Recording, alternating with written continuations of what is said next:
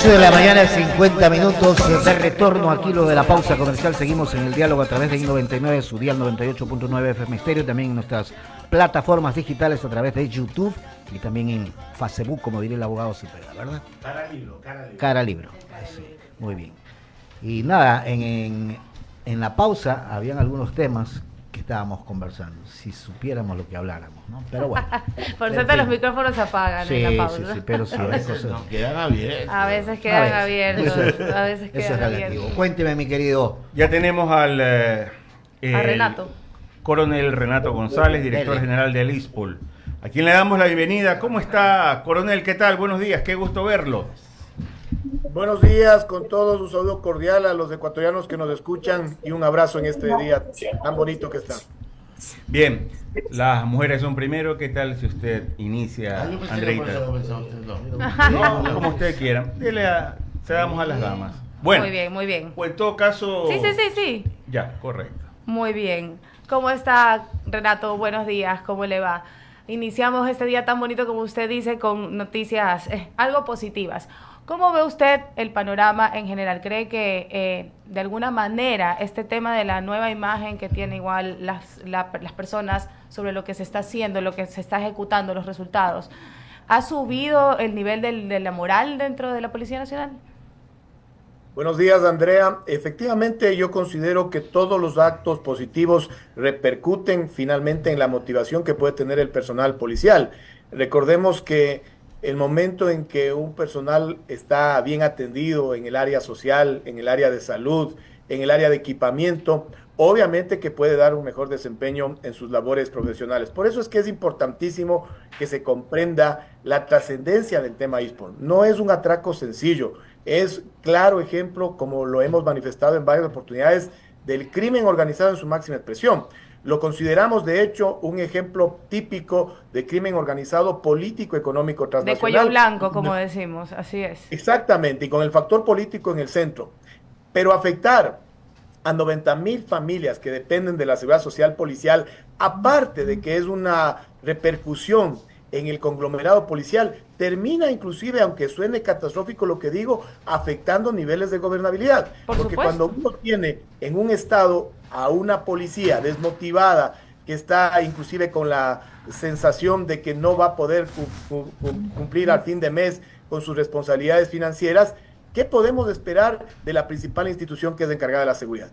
Por supuesto, y debemos recordar que son ustedes quienes ponen el pecho y arriesgan su vida desde hace mucho antes de que se declare realmente un conflicto armado interno, cosa que realmente se ha alargado, en mi opinión personal. Creo que fue una respuesta tardía a una guerra ya declarada, pero como bien lo dices, Renato, es importantísimo que ellos sepan que en su vejez van a poder tener la seguridad de tener un ISPOL que los proteja y sobre todo que dentro de las cúpulas políticas hay una intención clara en proteger esta institucionalidad que se necesita. Porque estoy de acuerdo contigo, el atraco del ISPOL no solamente habla de corrupción en el plano, por supuesto, dentro de la policía, también de quienes toman la decisión, sino también de una estructura política corrupta que ampara este tipo de comportamientos. Es fundamental que existe ese nivel de comprensión, Andrea, por dos factores fundamentales. El primero, nosotros siempre debemos tener un factor de comparación. Cuando en 1995 nuestras gloriosas Fuerzas Armadas ofrendaron la vida de más de 75 ecuatorianos valientes que perdieron su vida en el conflicto del Cenepa, bueno, hay que comprender, y lo he traído únicamente a colación del año 2020 a la fecha, que la Policía Nacional, desde que se presentaron las denuncias en el caso ISPOL, 203 policías han fallecido en actos del servicio. Es decir, la cuota de sangre que perdimos en el conflicto de Cenepa, que fue hace ya 24 años, van a cumplirse 29 años, en el caso de la Policía Nacional es la ofrenda que anualmente se la entrega en las calles y avenidas del país. Por eso es que esa lucha para recuperar los recursos hay que mantenerla, porque son 203 familias que perdieron su principal sustento. Y cuando vemos el caso ISPOL en su configuración y comprendemos que existió, sí, directores generales que a mucho pesar nuestro fueron personas que utilizaron el mismo uniforme, pero que fueron traidores institucionales. Así es, traidores realmente de su institución. Correcto.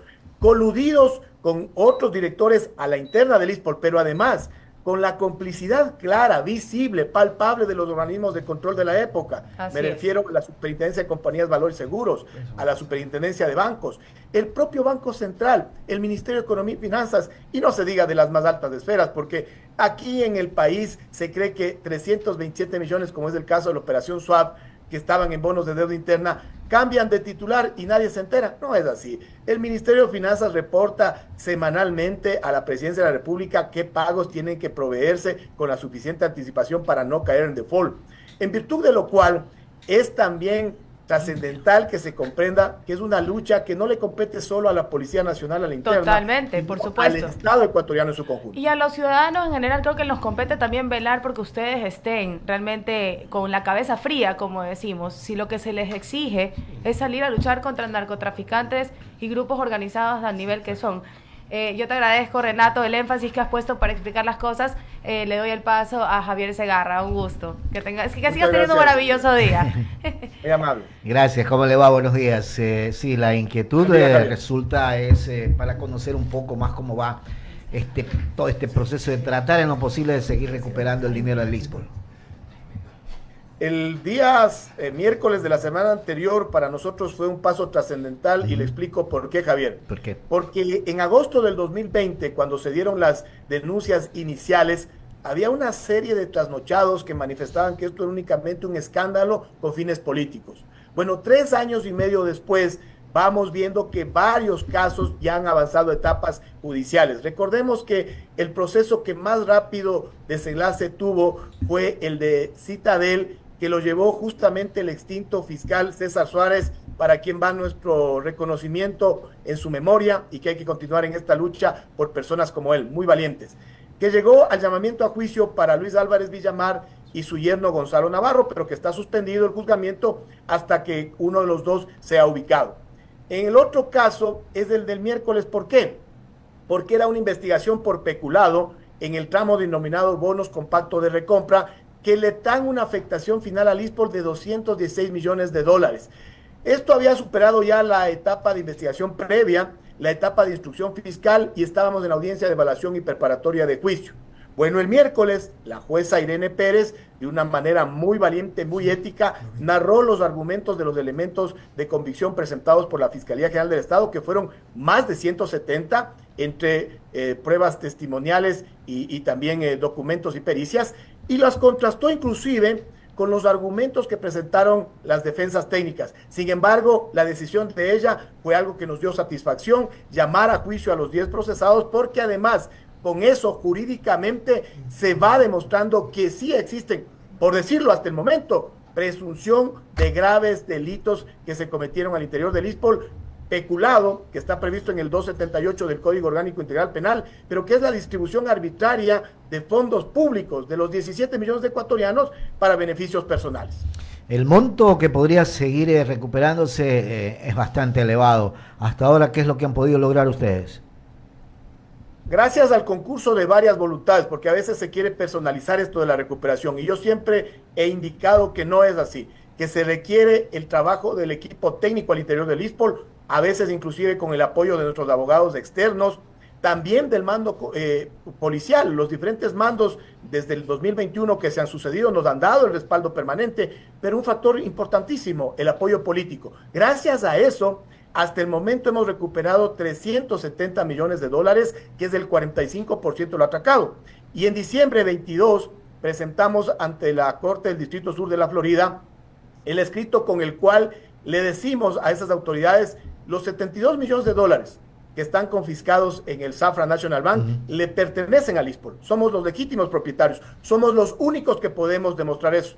Pero además le facilitamos la ruta de las transferencias de las cuentas que salían del Lispol hacia el de Cevale, luego al TD Bank, al Prison Bank, para finalmente llegar al Safra National Bank. Y finalmente le hemos solicitado que nos los devuelvan. Según nuestros abogados en Estados Unidos, Kendall Coffin, la proyección es que ojalá al cierre del primer trimestre de este año ya esos 72 millones se sumen a la recuperación, con lo que habríamos alcanzado una recuperación neta del 55%. Hay que hacer otras actividades, como por ejemplo, ya ir a las demandas internacionales contra la Fish Corporation, que tenía en su momento 25 millones de dólares del ISPOL y le terminaron entregando al señor Cherres. Hay que verificar también los códigos ISIN de bonos de deuda externa que supuestamente están en los custodios internacionales Euroclear o Clearstream o inclusive en el BTC y que los está manejando Cherres todavía. Ya son demandas internacionales que tenemos que hacerlas. Finalmente, hay que agotar todos los esfuerzos por recuperar el mayor porcentaje posible. No se podrá recuperar todo porque hay que comprender que hay recursos que en la corrupción ya se los licúan a través de pagos en fiestas, en farras, en spa de las amantes, como lo sabemos claramente, pero finalmente lo que falte lo vamos a obtener a través de una indemnización que tendrán que pagarnos las instituciones financieras que han participado de este atraco y que no cumplieron lo que ellos denominan la due diligence, es decir, la debida diligencia. Eduardo. Sí, ¿cómo está, mi querido coronel? Qué gusto de saludarlo siempre. Un saludo, Eduardo, un abrazo a la distancia. Lo mismo le digo. Había un dinero, había un valor en un banco, 75 millones o algo así, que usted nos contó la vez pasada, que estaban bastante cerca, que no les pagaban. ¿Qué pasó con ese valor?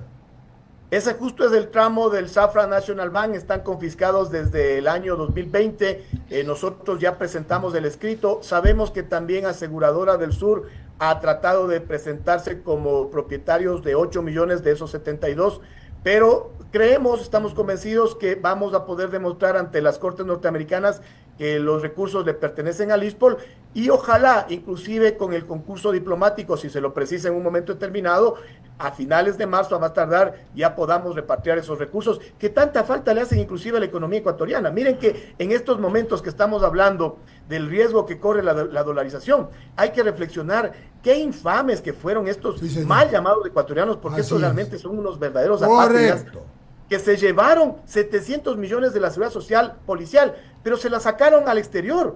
¿Cuán beneficiosos serían esos 700 millones de dólares metidos en el sector productivo ecuatoriano en estos momentos? Me alegro que sea hasta marzo, Renato. Vea, mi querido, hasta marzo, si no es hasta marzo, abril, mayo, porque usted viene en una pelea porque es un tiempista, va hasta que lo consigue. Yo me alegro mucho eso y me alegro. Y ojalá que las instancias diplomáticas también del Ecuador ayuden, porque todos saben la barbaridad y el delito que se perpetró contra la ISPOL. Y en el mismo tema, y hablando de las mismas cosas, en el Ecuador hay algunos bienes que se están pesquisando, se están tratando, o todo lo demás solo está afuera, mi querido Renato. No, nosotros justamente hace 2 semanas tuvimos una reunión con el señor viceministro Leonel Calderón y él tenía esta misma inquietud. Me decía, coronel, ¿cómo van las tareas de recuperación? Porque entiendo que es un tema pendiente también por parte de la señora ministra de Gobierno, que a su vez es la ministra del Interior encargada, el saber qué se ha hecho, pero sobre todo qué está pendiente de hacer en las tareas de recuperación. Al interior del país, nosotros estamos convencidos que aún hay recursos por recuperar. Un tema, por ejemplo, el Cuagrán. En este tramo nosotros nos vimos afectados en aproximadamente 25 millones de dólares. A nuestro criterio, el Banco del Austro, utilizando una escritura que está planteado un proceso de nulidad, ha tomado posesión de estos hilos y los está utilizando en su beneficio propio. Pero nosotros no nos hemos dado por vencidos. No lo vamos a hacer. Daremos lucha en las Cortes y donde tenga que darse lucha. Pero además, ese es un tema muy importante para nosotros porque resulta que aquí un banco privado nos deja mirándonos la cara al resto de acreedores cuando los más afectados somos el ISPOL por una parte y el BIES. Claro, lo que se pretende aquí es que el sector público no tenga quien los defienda, no tenga quien haga la lucha por ellos. Bueno, se equivocan, señores del Banco del Austro. Nosotros vamos a dar esa pelea. Está pendiente, sino que debemos ser muy estratégicos y además determinar el momento oportuno en el que damos los avances. Eso por citar un caso.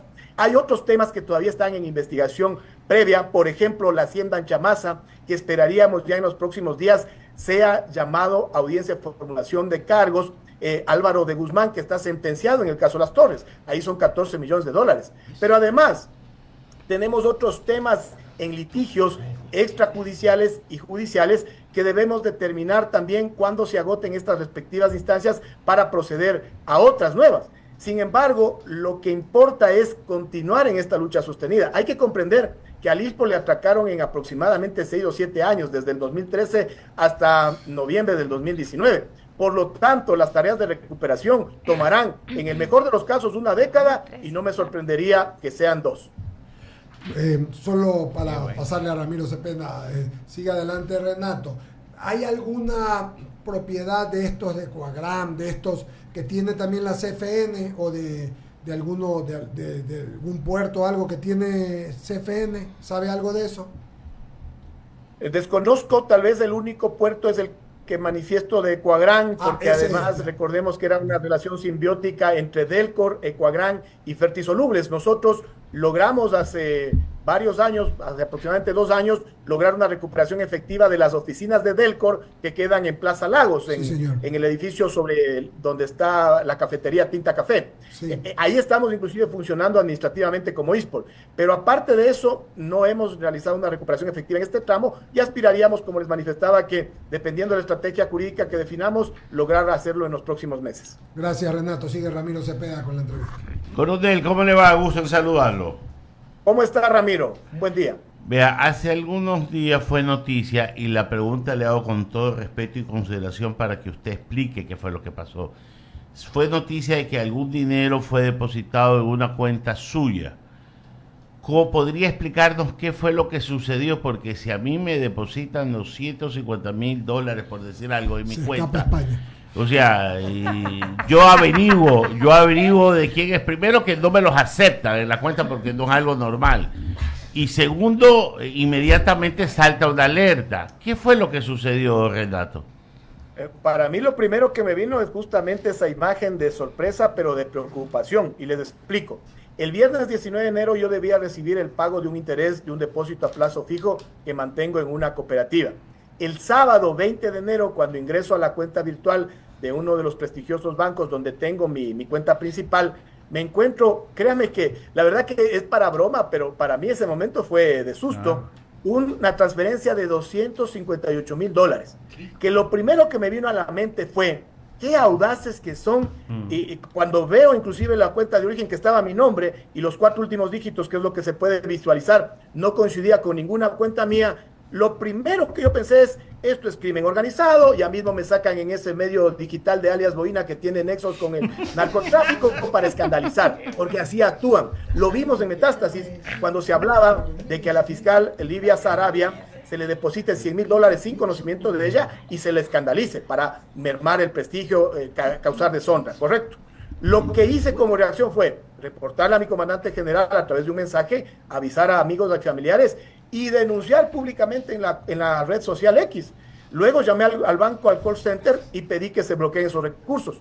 La verdad que en el transcurso del fin de semana, los ejecutivos de la cooperativa se comunicaron conmigo y me pidieron una cita, y el lunes siguiente, a primera hora, debo reconocer la caballerosidad de la cortesía, me visitó el gerente general de la cooperativa y me explicó que fue un problema operativo de ellos, que me depositaron 100 veces el valor que debían depositarme, y que el asunto de los 4 dígitos de la cuenta es porque ese era el número de la operación que ellos tenían registrados, no era en sí una cuenta de ahorros ni corriente. Y les pedí yo que eso me lo den por escrito, porque recordemos que al momento no se trata solo de la persona natural Renato González. Ser y parecer. Entonces, el contexto es diferente. Estoy en medio de un barullo de $950 millones. Por ahí asomaba, como les digo yo, uno de estos medios digitales que son realmente de narcocomunicadores, exaltando que he transferido una cuenta X a una cuenta Y, $258,000. ¿Quién me lo creía? Si pese a que yo fui el denunciante, se permitieron decir de todo algunas personas que no tienen conocimiento cabal de esto. Pero además, yo lo hice para que se comprenda la gravedad y la debilidad de nuestro sistema financiero. He hecho un consejo a las autoridades de control y a las autoridades de las instituciones financieras. Debería incluirse un control adicional para que todo depósito o toda transferencia superior a los $5,000 sea consultado el titular de la cuenta que recibe. Porque lo contrario, todos, ustedes, yo, cualquier ecuatoriano que tiene una cuenta de ahorros o una cuenta corriente, estamos expuestos a que esas cuentas sean... Por un acaso, Renato, por un acaso, coronel, esa disposición existe. Por un acaso, lo que hubo fue una negligencia de la institución donde usted tiene su cuenta, ¿ya? Así es. Porque ese tipo de controles sí existen. Miren que Qué peligroso. Yo daba el ejemplo de una persona que tenga un bono de desarrollo humano, que solamente tiene la cuenta y cobra una vez al mes, y el resto de los días del mes puede ser utilizada para lavado de activos la cuenta y ni se entera. Eso me sucedió a mí, pues, porque yo recibo una transferencia de 258,000 sin enterarme.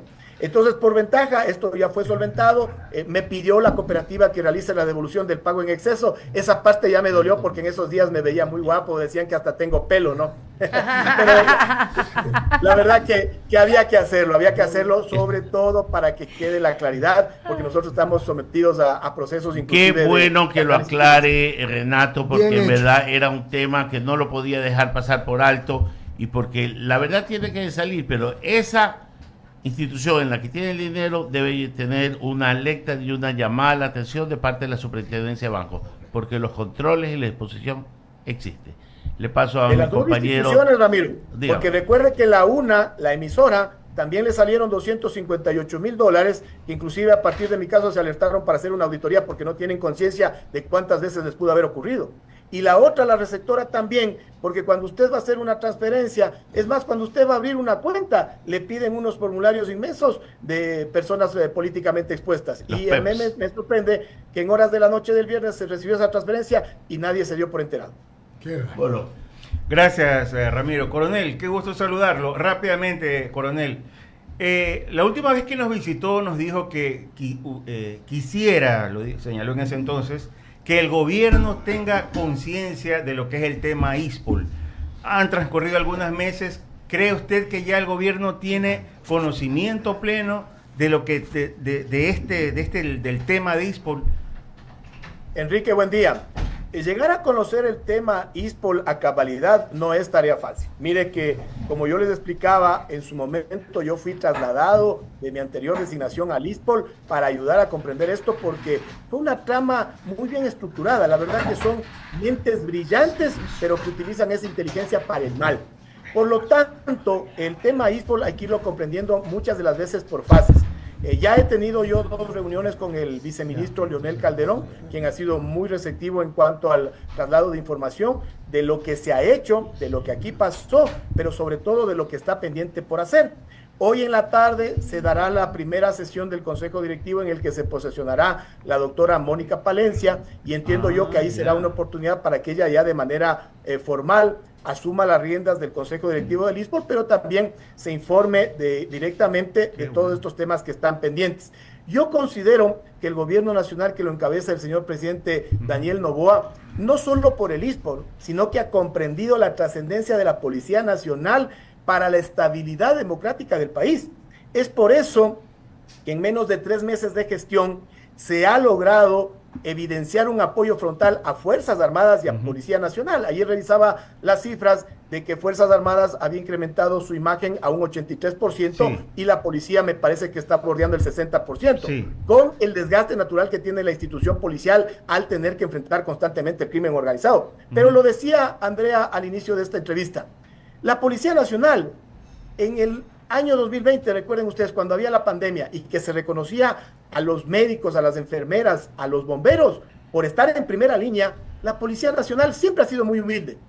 Daba paso y se sumaba a esos aplausos, a esos reconocimientos, con una salvedad. La Policía Nacional siempre es primera línea, porque pasó el 2020 y siguió en primera línea, y luego vino el problema del 2022 con el paro, hemos estado en la crisis de inseguridad, y la Policía Nacional siempre es primera línea. Por eso es que hay que comprender la trascendencia de esta institución básica del Estado ecuatoriano, no solo para fines de seguridad ciudadana y seguridad interna, sino inclusive para niveles de gobernabilidad.